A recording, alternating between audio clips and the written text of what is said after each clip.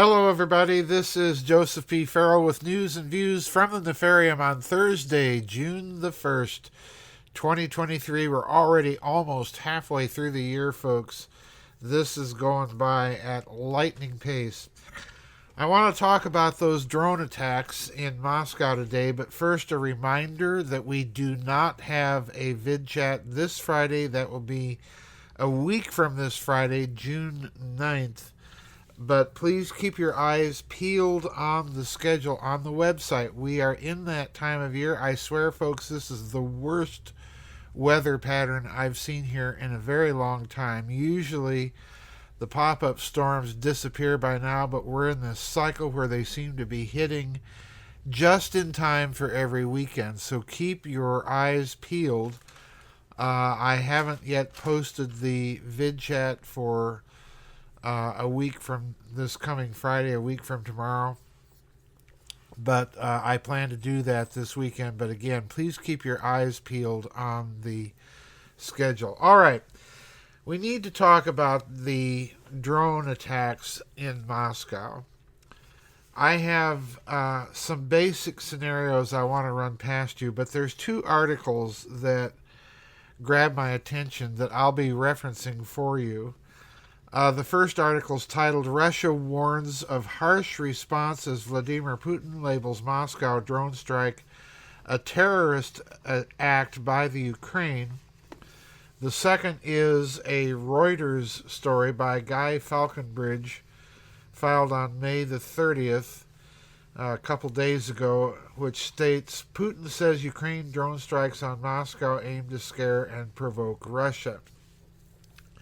So I want to read just a few choice points from both of these articles. Here are some statements from the first article. That is, Russia warns of harsh responses. Vladimir Putin labels Moscow drone strike a terrorist act by the Ukraine. So there's basically about 7 things I want you to take from this article. Number 1, quote, Foreign Minister says that Russia has the right to respond with the harshest measures. Notice that measures are left undefined. Number 2, quote, Mr. Putin casts the assault as a terrorist act that came after Russia struck at the Ukraine's military intelligence headquarters several days ago. He said the attack was aimed at civilian targets and that the Ukraine had chosen the path of attempting to intimidate Russia, Russian citizens, and attacks on residential buildings. Number 3, and this one is very, very important here, folks. Listen carefully.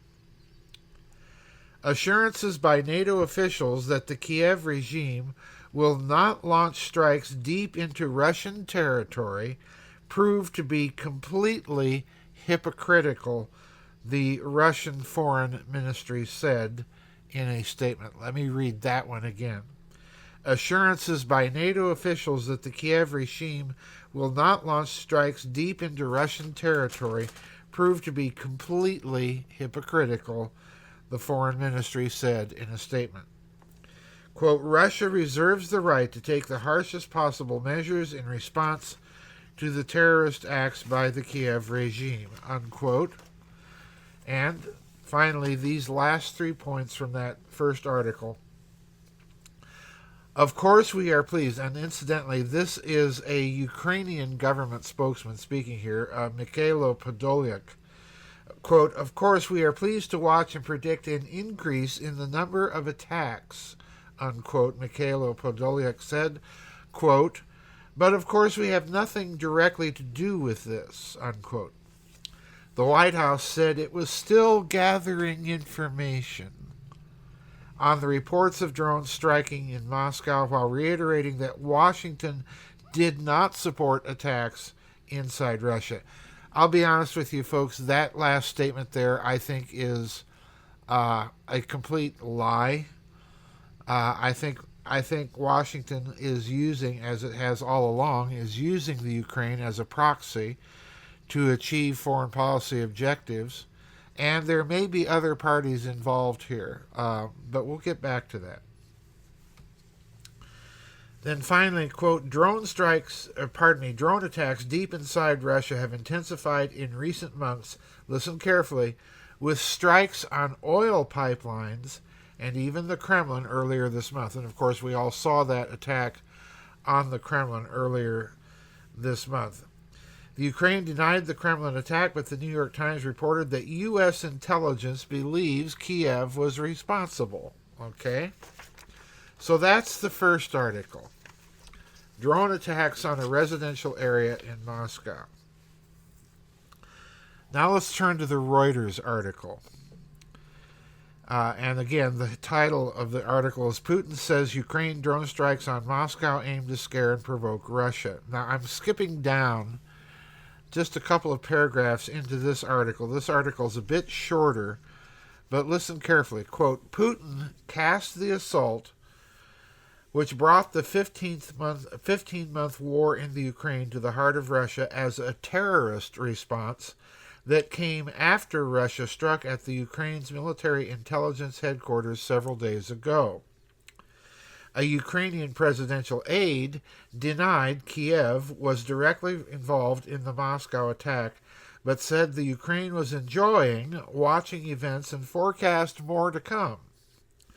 Quote, of course we are pleased to watch and predict an increase in the number of attacks, but of course we have nothing directly to do with this, unquote, Ukrainian presidential advisor Mikhailo Podolyak said. And of course he's simply repeating the article, simply repeating what the other one states. Now, again, we have this acknowledged by the Reuters article. Quote, drone attacks deep inside Russia have intensified in recent weeks with strikes on oil pipelines and even the Kremlin earlier this month. The Ukraine denied the Kremlin attack, but the New York Times reported that U.S. intelligence believes that Kiev is responsible. Now, I'm skipping toward the end of the Reuters article, and we learn a couple more interesting things in this version of the story. Quote, prosecutors said the incidents, the recent drone strikes, occurred in the Odintsovsky district of western Moscow, where Putin has his Novo-Ogoryovo estate residence. The area, the most expensive in Russia, is home to the country's elite. And skipping towards the end of the article, thus far the war has been described by the Kremlin as a special military operation. The United States has repeatedly said it does not want a war with Russia and has said the Ukraine should not use Western weapons to attack inside Russia, unquote. Now, right there, this is what bothers me. Where did the Ukraine get these drones, or whoever is doing the attacking? This is what has not yet been proven, although the Russian government is certainly taking the line that the Ukrainian government is behind this. So let's look at this from several points of view. The Ukraine could be behind it, or the Ukraine could be acting as a proxy for American or British interests, or there could be a third party that no one is mentioning that is behind this.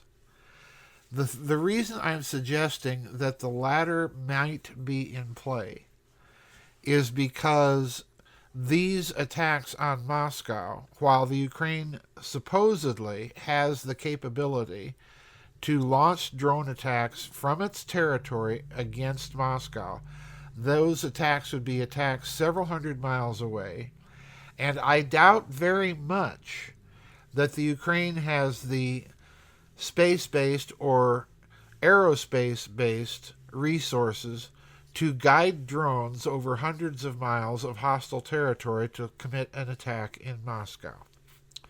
So in other words, if those drones were launched from Ukrainian territory, they would have to have had the help of a power like the United States or Great Britain that have satellites that can guide the drones to target.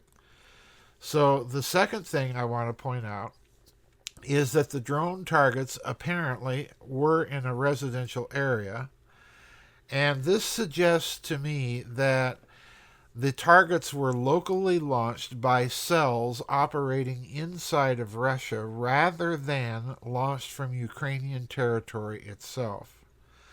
So, in other words, somebody has active boots on the ground in the Moscow Oblast of Russia that are capable of launching drones. They have access to drones and they're launching them against Russian targets. Interestingly enough, they're apparently launching them in a residential area of Moscow where several of Moscow's government elite actually have homes, including Mr. Putin. So we cannot rule out of the equation that these might be assassination attempts, but if so, they're rather clumsy. So to me, thus far, it's looking like we're either looking at Ukrainian desperation, and the Russians certainly are taking this line. Think of it, if the Ukraine is involved, think of it as kind of the Nazi attacks, rocket attacks on London. They're doing a tremendous amount of damage and morale shock to the civilian population, but they're not really causing any strategic dent either in the United Kingdom or America's war effort on the continent of Europe. They're simply revenge strikes, terror strikes, and they're not really effective at demoralizing the British over the long term. So what we're looking at is, in the Russian view, we're looking at desperation measures of a desperate regime that, in my opinion, is probably facing near collapse by this point. But this raises the question, all right, if there are cells inside of Russia, who's running them? And again, I suspect that the strongest contender of any of the great powers for those types of cells inside of Russia at this present moment in history would be the United Kingdom rather than the United States.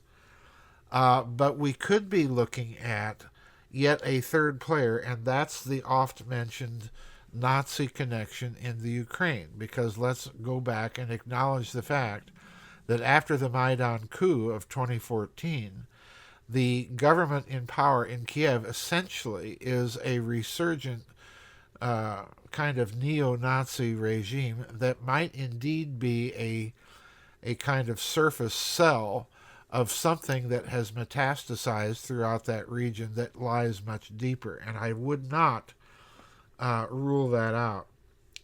Now, what's most interesting to me is, if you recall, in that first article, the Russian Foreign Ministry, and let me read that quotation to you again.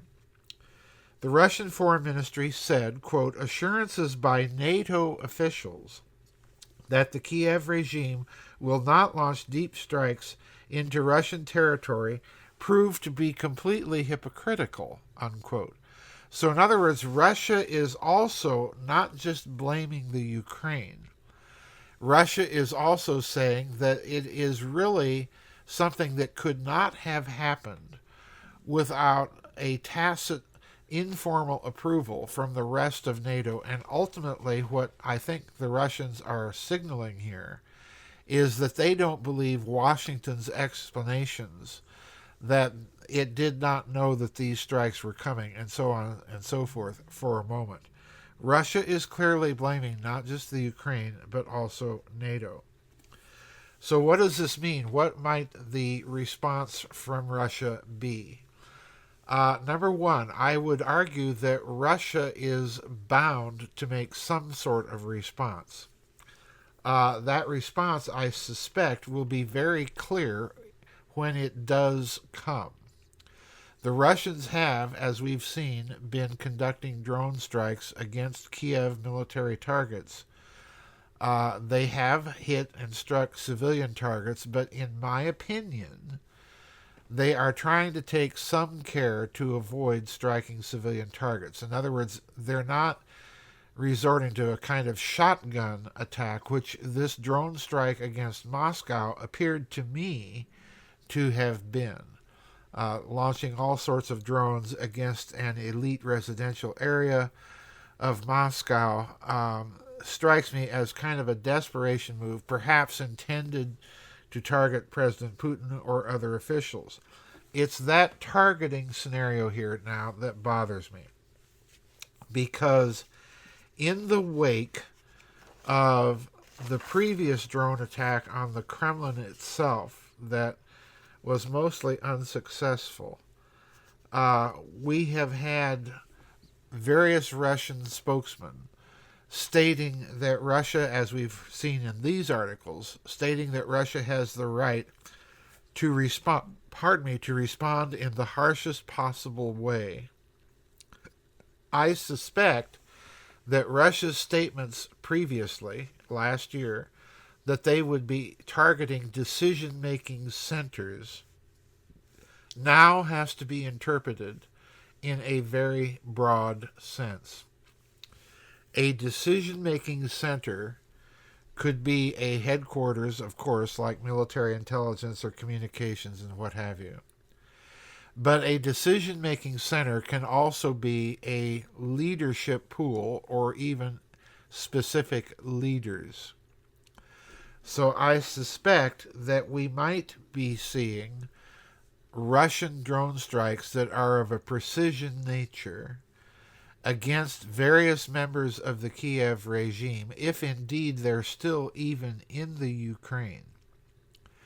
Now, what I'm suggesting here is something that I've been warning about for a very long time, that we might be seeing the first hints of beginning to take shape.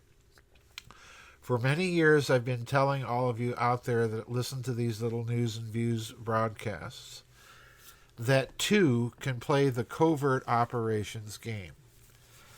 If there are Western intelligence cells operating inside of Russia conducting drone strikes against Russian civilians and against Russian leaders, the Russians certainly have their own on-the-ground intelligence cells in other countries that could conceivably start doing the same thing.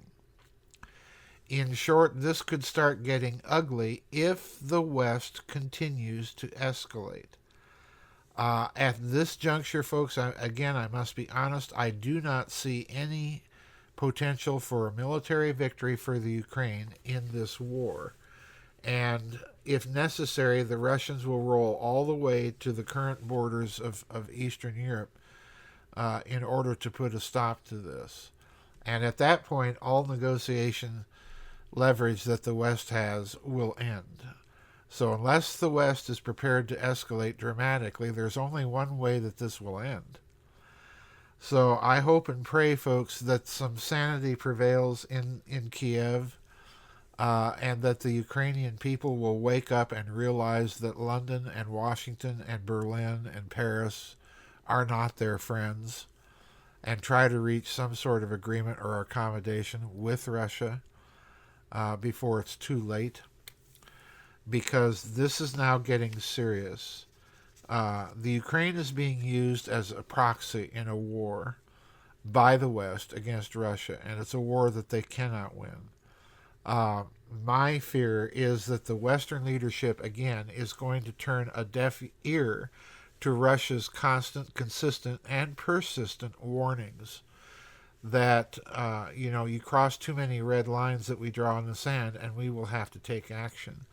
That action could include, taking out the quote-unquote decision-making centers, meaning the Western leadership. And that is, incidentally, how Russia has been fighting this war in the Ukraine. So if I were the Western leadership at this juncture, I would be paying very close attention. We don't need any more Lindsey Grahams spouting off that he's just tickled pink about Russian lives being lost in this war, or taking out Vladimir Putin, as he's been on record saying the West should do earlier. Those kinds of chickens can come home to roost, and Russia's certainly sending the signals, in my opinion, that they would be willing to consider such measures. So that's it for this week's News and Views, folks. Don't forget, we do not have a vid chat tomorrow. That will be a week from tomorrow. Please remember, folks, to keep an eye on the schedule on my website, on the forum, for updates on the possibility that I might have to move or reschedule the vid chat due to weather, and I certainly hope and pray that we'll break out of this cycle and have some days of endless non-stormy, tornado interrupted, hail interrupted, wind and rain interrupted weather. We'll see you on the flip side, folks. Bye-bye, and God bless.